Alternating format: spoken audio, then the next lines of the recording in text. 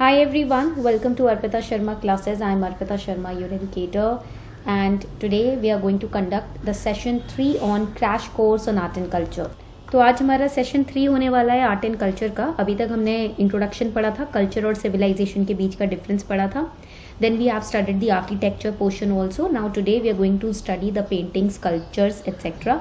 तो बहुत ही important topics आज हम कवर करने वाले हैं। And in the beginning of the class ना we are going to solve some PYQs also. कुछ प्रीलिम्स रिलेटेड क्वेश्चंस भी हम आज की क्लास में सॉल्व करेंगे।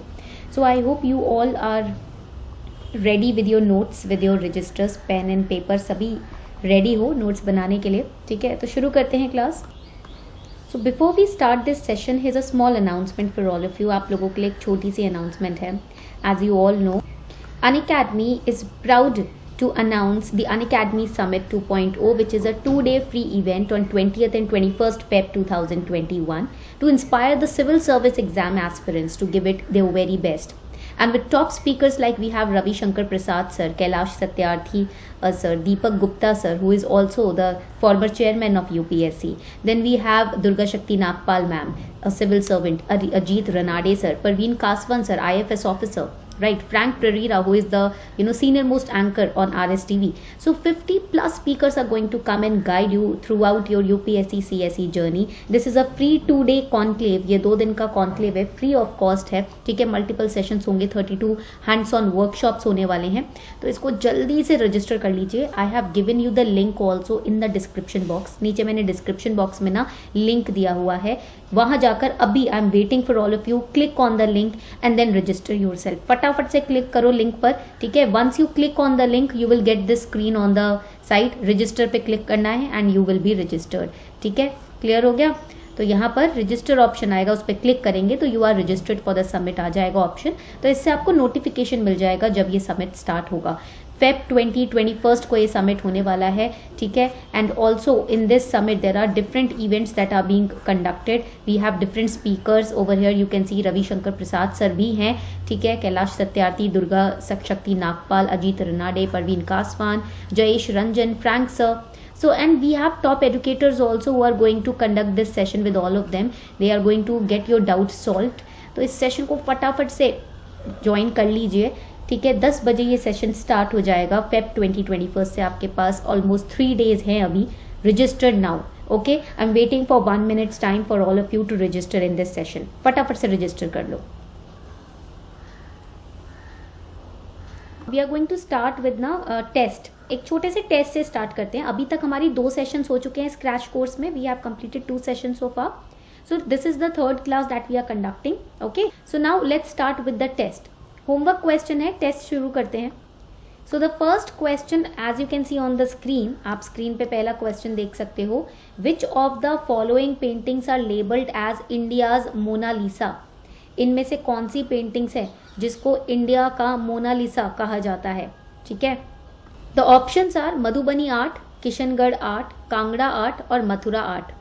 These are the options. ये आपके ऑप्शंस हैं। You have 30 seconds time to answer the question. 30 second का आपके पास टाइम है, फटाफट से आंसर करो क्वेश्चन को। 20 seconds are left.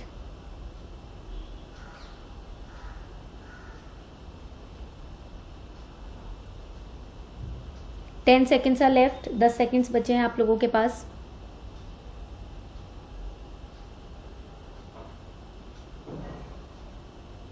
Four seconds are left.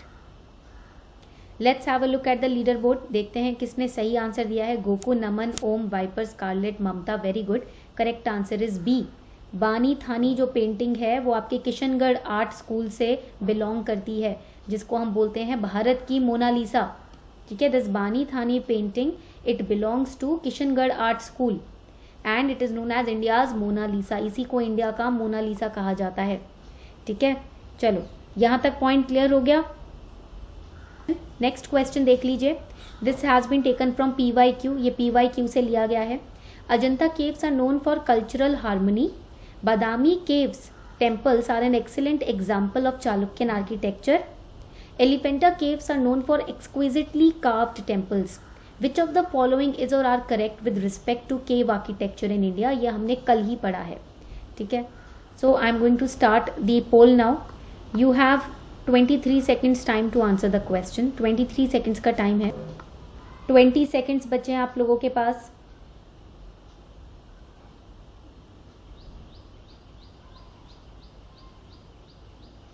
Fifteen seconds are left.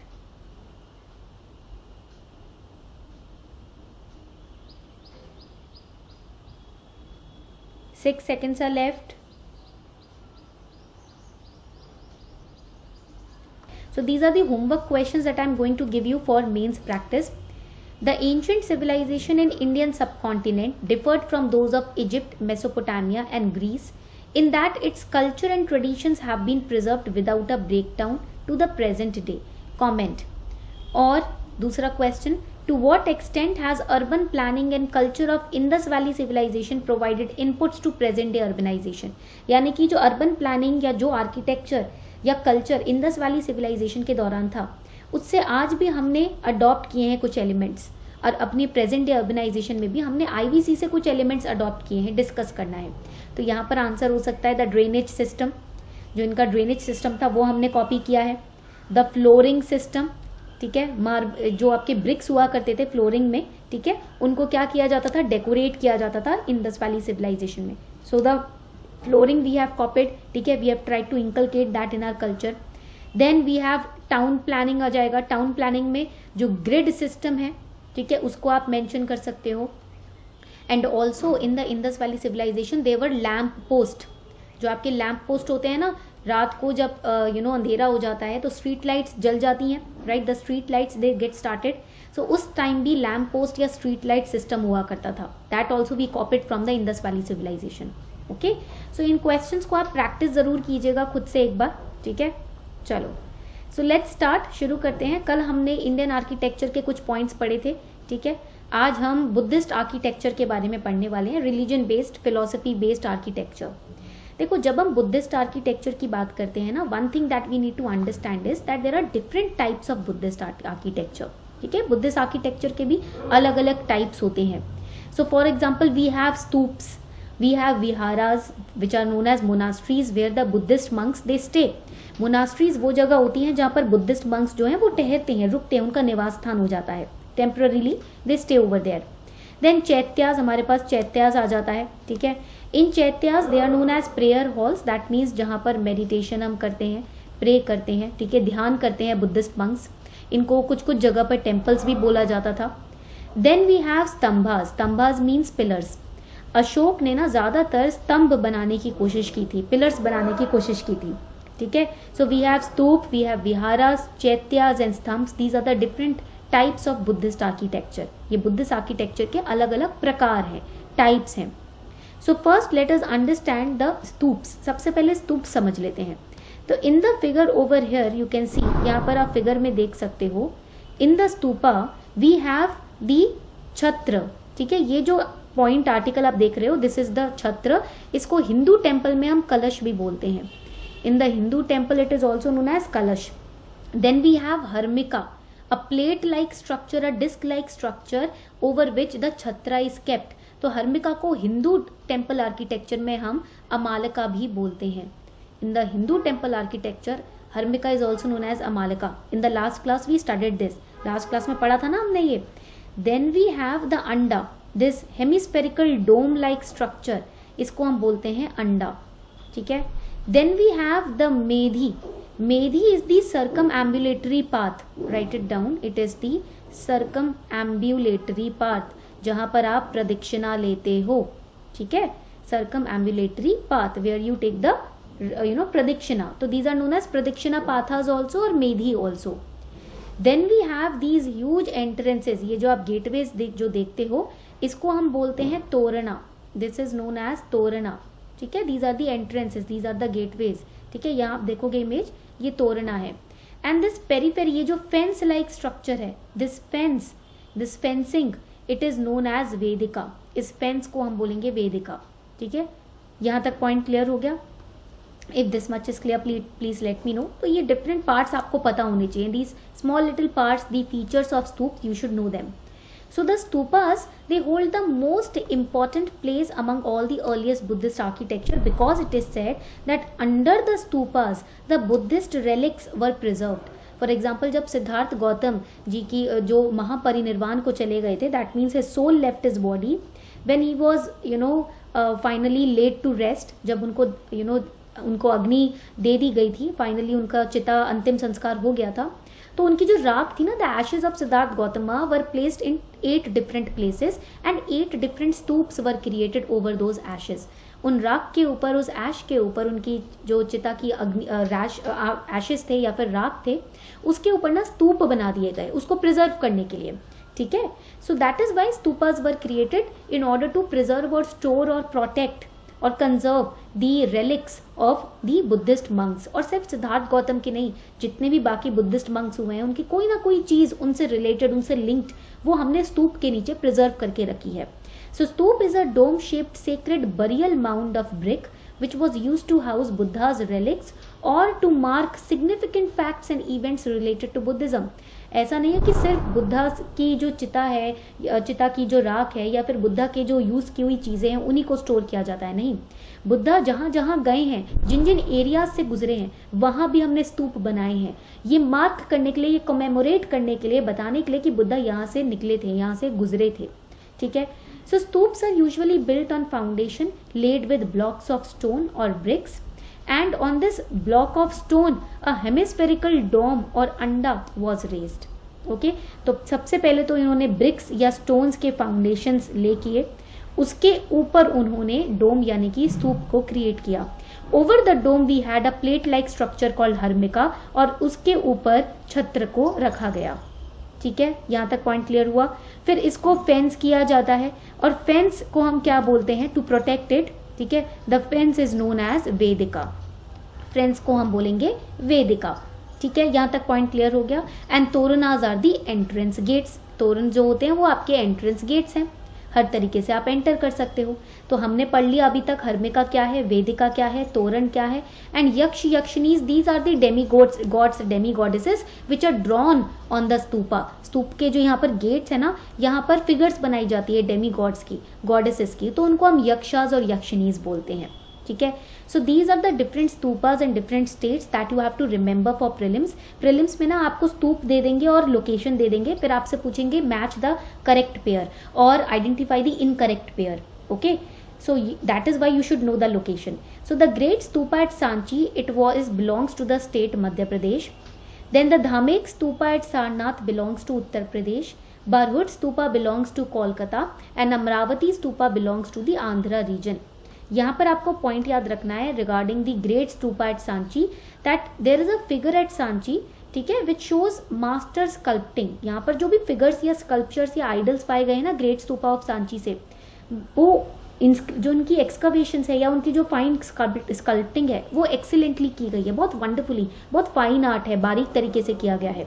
And there are guardian images on pillars and Shalbhanjika. Shalbhanjika means the lady holding the branch of tree. These are the sculptures which have been found. Shalbhanjika को ना previous year question paper 2017 के prelims में पूछा गया था. What is Shalbhanjika? It is the sculpture of a lady holding a branch of tree which has been found in Great Stupa at Sanchi. Okay, so this is Shalbhanjika. ये है आपकी Shalbhanjika की image, ठीक है. This is Shalbhanjika. Alright, this sculpture has been excavated from the Sanchi stupa. इसको हमने ढूंढा है सांची स्तूपा से, निकाला है, डिस्कवर किया है, ठीक है. चलो आगे बढ़ते हैं. Now when we talk about the rock cut architecture in Buddhism, there are two kinds of architectural marvels that you can see. First is the chaityas and second is the viharas. पहला हो जाता है चैत्य, second होता है विहारास. तो चैत्यास क्या है, ये प्रेयर हॉल्स हैं. These are prayer halls. Viharas are the dwelling places, जहाँ पर monks जो हैं वो अपना रहा करते थे, उनका निवास स्थान आप बोल सकते हो. You can call it the निवास स्थान. Okay, the dwelling places. Chaityas were the prayer halls where you can worship or you can meditate collectively. So earliest known examples of rock cut architecture, they belongs to Buddhism. There were numerous caves which were excavated by Buddhist monks for prayer, for living purpose, and Chaityas and Viharas were those two architectural styles.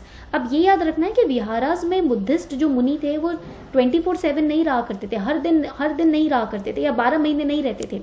for 1 month, 2 months, they used to stay there temporarily, because in Buddhism it is said that the Buddhist monks should not stay at a place for more than 3 days. 3 दिन से ज़्यादा एक Buddhist monk को एक जगह टिककर नहीं रहना चाहिए, because then he develops the attachment to that place, और अटैचमेंट इज नॉट एक्सेप्टेबल. ठीक है, अटैचमेंट से क्या होता है, मिजरी आती है, दुख आते हैं, तो अटैचमेंट नहीं होना चाहिए. इसीलिए बुद्धिस्ट मंक्स पहले ना क्या करते थे, 3 दिन से ज़्यादा एक जगह नहीं रहते थे. So over here you will see that the Chaitya is a Buddhist shrine or prayer hall with a stupa at one end for congregational worship by monks. चैत्य और विहारा के ऊपर कैसे क्वेश्चन आ सकते हैं, आपको इसके ऊपर ना 2-3 स्टेटमेंट्स दे देंगे, फिर बोलेंगे विच स्टेटमेंट इज करेक्ट और आइडेंटिफाई द इनकरेक्ट स्टेटमेंट. तो आपको इनके फीचर्स पता होने चाहिए. ठीक है. So Chaitya is entered from one end and at the other end a small stupa is situated. यानी कि मान लीजिए ये है चैत्य गुफा.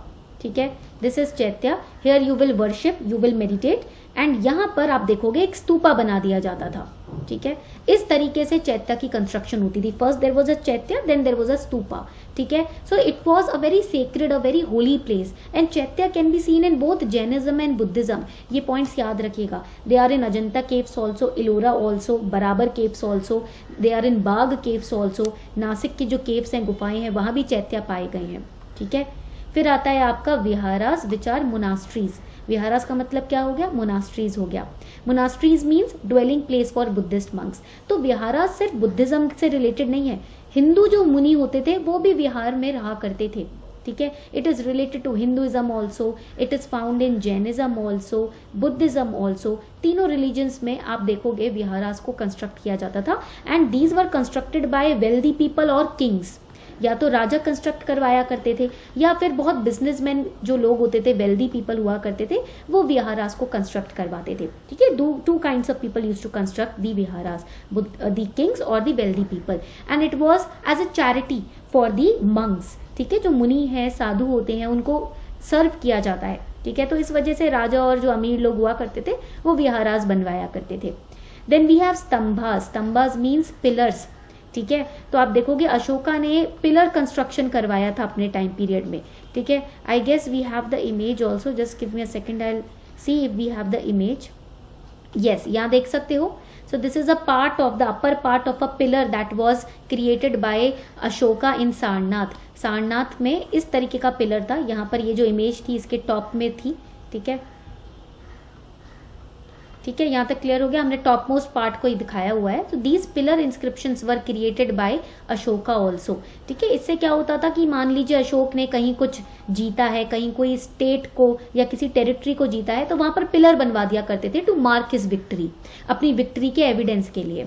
ठीक है, so these were the different kind of the architectural styles. अब हम शुरू करने वाले हैं इंडस वैली सिविलाइजेशन के इंपॉर्टेंट आर्किटेक्चरल स्टाइल से. But before we start that, here's a small announcement for all of you. आप लोगों के लिए छोटी सी अनाउंसमेंट है that Unacademy summit is going to get started on Feb 20 and 21. Unacademy का समिट होने वाला है, and it's a 2-day free conclave for all of you, where we have the UPSC toppers, we have the MPs, the senior most anchor of RSTV, we have the former chairman of UPSC Deepak Gupta sir, we have the current civil servants also. They are going to guide you in your preparation journey. आपको बताया जाएगा किस तरीके से strategise करना है preparation को, क्या सिलेबस, कैसे स्ट्रैटेजाइज करोगे सिलेबस को, time table, time schedule, mock test, everything. They are going to solve all your doubts in this free summit. Personally आपके सारे डाउट्स क्लियर होंगे. तो अभी के अभी रजिस्टर करो. मैंने आपको लिंक दिया हुआ है चैट बॉक्स में और डिस्क्रिप्शन बॉक्स में. क्लिक करो उस लिंक के ऊपर और अभी के अभी रजिस्टर कर लो फटाफट से. I am waiting for 60 seconds. जल्दी से रजिस्टर कर लीजिए. And once you register, please let me know in the comment section that we have done the registration. एक बार आप रजिस्ट्रेशन कर लें तो मुझे कमेंट सेक्शन में बताएं कि आपने रजिस्टर कर लिया है. ठीक है, if you have registered, please let me know. All right, done, already registered, very good.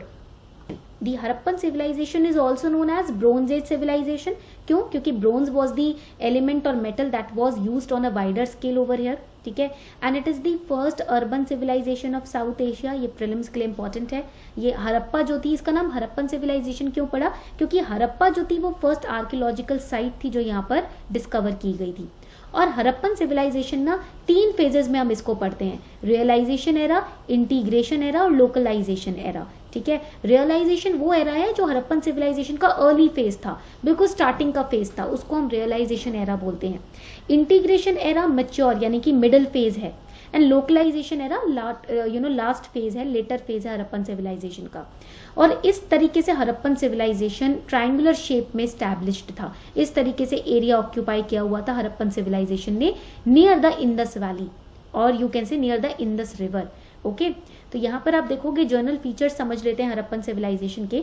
North, अब ये तो देखो ये एक्सटेंट है हड़प्पन सिविलाइजेशन का, नॉर्थ में मांडा तक था, वेस्ट में इसका एक्सटेंट था सुटका गेंडू तक, बलूचिस्तान में पाया जाता है, साउथ में साउथ गुजरात तक इसका एक्सटेंट था, और ईस्ट में ये यूपी में अलामगीरपुर तक फैला हुआ था। This was the extent of Harappan civilization. आज के टाइम पे अगर आप देखोगे तो पंजाब, पाकिस्तान, गुजरात, राजस्थान, हरियाणा, ये एरियाज हैं जो हड़प्पन सिविलाइजेशन ने कवर किए थे। ठीक है, यहाँ तक पॉइंट क्लियर हो गया। लास्ट क्लास में हमने पढ़ा था कि हड़प्पन सिटी ना 2 पार्ट्स में स्टैब्लिश थी। एक पार्ट को हम बोलते थे सिटाडेल, जिसको हम रेस्ड पार्ट बोलते थे, और दूसरा पार्ट था लोअर पार्ट, जो कॉमन सिटीजन्स यहाँ पर रहा करते थे, और सिटाडेल में जो रूलर्स थे, जो आपके स्कॉलर्स थे, वो रहा करते थे। ठीक है, और हड़प्पन सिविलाइजेशन में बर्न्ट ब्रिक्स यूज होती थी, 1:2:4 लेंथ ब्रेथ हाइट, इसकी यूनिफॉर्म इसकी स्ट्रक्चर था, अर्बन सोसाइटी था, और एक्सपर्ट्स जो थे वो पॉटर्स व्हील्स यूज किया करते थे, यानी कि आप देखोगे एक तरीके का चरखा होता है जिसके ऊपर वेसल्स को, यूटेंसिल्स को बनाया जाता था। ठीक है, तो ये सारे पॉइंट्स हमने लास्ट क्लास में ऑलरेडी कवर कर लिए हैं। ठीक है, आई होप आप लोगों को याद होगा ये। ठीक है, ये हमने ऑलरेडी कवर किया हुआ है लास्ट क्लास में। ठीक है, now let's start with the paintings. अब हम शुरू करने वाले हैं पेंटिंग से। ठीक है, वेरी इंपॉर्टेंट टॉपिक, ये मेंस के लिए इंपॉर्टेंट नहीं है, ये प्रीलिम्स के लिए इंपॉर्टेंट है, क्योंकि पिछले 8 साल से एक क्वेश्चन रेगुलरली आ रहा है यूपीएससी में प्रीलिम्स में पेंटिंग्स के ऊपर। पिछले लास्ट 8 ईयर से regularly 1 question is coming from paintings. 2020 में भी पेंटिंग्स के ऊपर क्वेश्चन आया था, अगर आपने PYQ सॉल्व किया है तो। ठीक है, तो यहाँ पर आप देख सकते हो, now we are going to start with the first painting, that is the Kangra painting. ये है आपकी पहली painting, Kangra painting. Kangra school of painting, it is famous in Himachal Pradesh. You have to remember the state, आपको लोकेशन याद रखना पड़ेगा। ठीक है, सो कांगड़ा स्कूल ऑफ पेंटिंग कहाँ फेमस है? ये आपका हिमाचल प्रदेश में फेमस है। पहाड़ी पेंटिंग है, because Himachal Pradesh is a hilly area, so it's a पहाड़ी painting. Pahari means hilly region. Then it shows greenery. Painting में आप देखोगे हर जगह ग्रीनरी ही दिखेगी आपको। नेचुरलिस्टिक थीम है, थीम मतलब नेचर से रिलेटेड है theme. You will find plants, creepers, trees, leaves, etc. And colors which were used in these paintings were made up of vegetable and mineral extract. ठीक है, यहाँ तक पॉइंट क्लियर हो गया सभी को? ये है Kangra school of painting. Then we have Manjusha school of painting, that is famous in Bihar, Jharkhand, West Bengal. Okay, Nepal में भी फेमस है ये। यहाँ पर आप देखोगे the most important feature is that here you will find that we have boxes, चाहे वो स्क्वायर बॉक्स हो, यहाँ पर आप देखो, या रेक्टेंगल या ऑक्टेंगुलर या फिर आपके ओवल बॉक्सेस हो, but here we have boxes. आप देखोगे यहाँ पर फ्री फ्लोइंग आर्ट नहीं है, बॉक्सेस के फॉर्म में शेप्स को डिपेंड आप बोल सकते हो डिपिक्ट किया गया है। आप हाथों को देखोगे रेक्टेंगल है यहाँ पर, ठीक है, यहाँ पर आप देखोगे ट्राइंगुलर है। तो these are the shapes, different geometrical shapes which are used in the Manjusha art. ठीक है, यहाँ तक पॉइंट क्लियर हो गया। फिर आता है आपका Kalamkari painting. Now we have the Kalamkari painting which is very famous in Andhra Pradesh. ये कलमकारी पेंटिंग ना आपका आंध्र प्रदेश में काफी फेमस है। कलमकारी, और it is known as Kalamkari with a Q. It's a type of hand painted or block printed cotton textile which is produced in parts in India. ठीक है, तो I will show you an example of Kalamkari also. So this is the Kalamkari painting. ये जो है ना, ये आपकी Kalamkari painting है। ठीक है, everybody can see this image. All right, चलो बहुत ही बढ़िया। तो यहाँ आप देखोगे कलमकारी पेंटिंग जो है, it is block printed cotton textile. Cotton पे बनाया जाता है, ब्लॉक प्रिंटेड है, ब्लॉक्स पे डिजाइनिंग होती है, फिर उसको छापा जाता है, that is your Kalamkari painting. और जो ब्लॉक्स पे डिजाइनिंग होती है वो पेन से होती है। ठीक है, इसलिए इसको कलमकारी बोलते हैं। कलम मीन्स पेन, कारी means art. Okay, so there are two distinctive styles of kalamkari art in India. First style is known as Sri Kalahasti style and second style is known as Machilipatnam style. Okay, तो Shri कलाहस्ती style जो है उसके अंदर ये style famous है आपका आंध्र प्रदेश में। Machilipatnam style ना फिशरीज से रिलेटेड है। यहाँ पर आप जो भी ड्राइंग देखोगे ना वो फिशिंग एक्टिविटीज से रिलेटेड ही देखोगे। मछलीपट्टनम, ठीक है, कोस्टल एरियाज में फेमस है ये। Then there are different other kinds of paintings also. Kalighat paintings, it is famous in Kolkata. Fard paintings, famous in Rajasthan. Kalamkari तो आंध्र प्रदेश में आपका famous है. So this is the fard painting. ठीक है, scroll painting जिसको हम कहते हैं ना, इसको रोल कर सकते हो. You can roll this piece of cloth. Okay, so it's a fard painting or you can call it scroll painting. All right, it is famous in Rajasthan. ये राजस्थान में काफी फेमस है. तो आप देखोगे राजपूत रूलर्स ही यहाँ पर दिख रहे हैं जो वॉर्स के लिए जा रहे हैं. ठीक है, तो this is the Phad painting that you have to remember. Then we have the Madhubani art. उसके बाद हमारे पास आता है Madhubani art. It is also known as Mithila painting. It is famous in Bihar. और यहाँ पर ना आटे को यूज किया जाता है. आटे का पेस्ट बनाया जाता है, मैदे का पेस्ट बनाया जाता है पेंट करने के लिए. Natural dyes, natural colours are used, organic colours are used. ठीक है, and these kind of paintings ना, yes, rice flour is also used. ठीक है, यहाँ पर राइस फ्लावर यूज होता है. और यहाँ पर ये जो मधुबनी आर्ट है ना, ये कहाँ बनाया जाता है? This art is drawn during the birth ceremony और the marriage function, holy occasions etcetera. अलग अलग फेस्टिवल्स के टाइम पर ये पेंटिंग्स तैयार की जाती हैं. ठीक है, so now we have next Bani Thani. इसी के ऊपर मैंने सबसे पहले क्वेश्चन आपसे पूछा था. इसको इंडिया का मोनालिसा भी बोलते हैं और ये कृष्णगढ़ आर्ट ऑफ स्कूल से बिलोंग करता है. ठीक है, राजस्थान में बहुत फेमस है ये art. Okay, this is Bani Thani. Now we have Gandhara art. Gandhara art के ऊपर ना 2000 आई गेस 19 में मेंस में क्वेश्चन आया था जीएस पेपर 1 में, to describe the Greco Buddhist art और Gandhara art.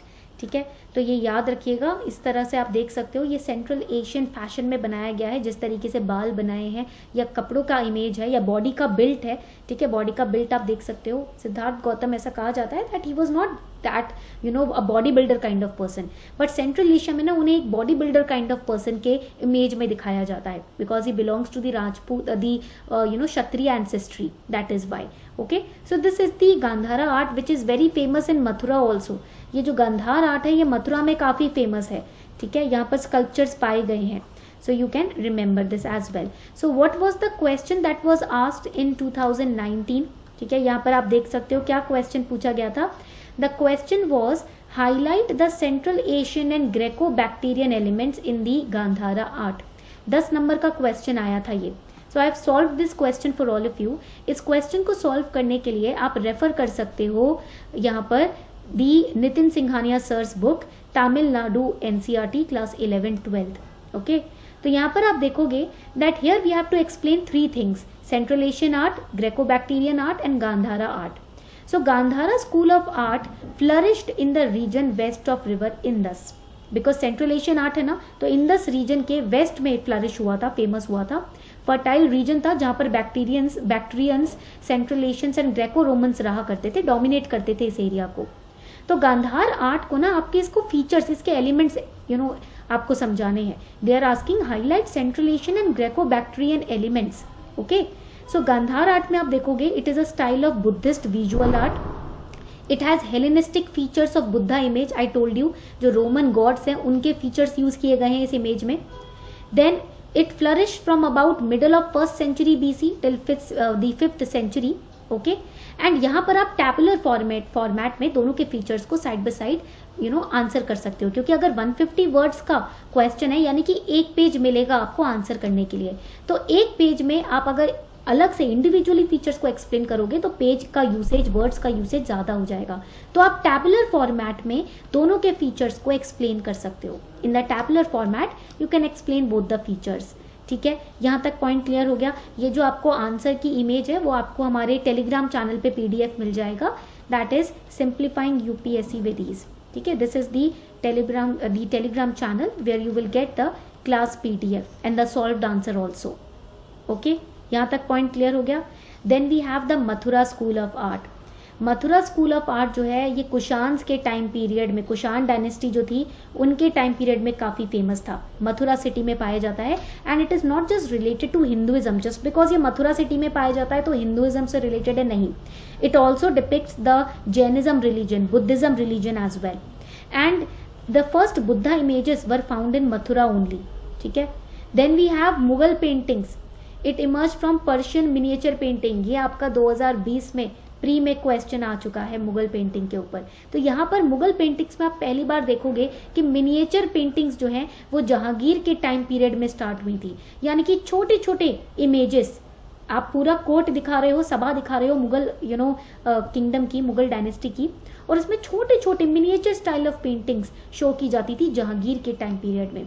It is a blending of Persian and Indian ideas. Okay, तो ये हैं आपके Mughal paintings, this is the Mughal painting. Then we have the Kullu school of painting also which is very famous in Himachal Pradesh. यहाँ भी इसको पहाड़ी art form ही बोलते हैं क्योंकि हिली रीजन में फेमस है ना, दैट इज वाई।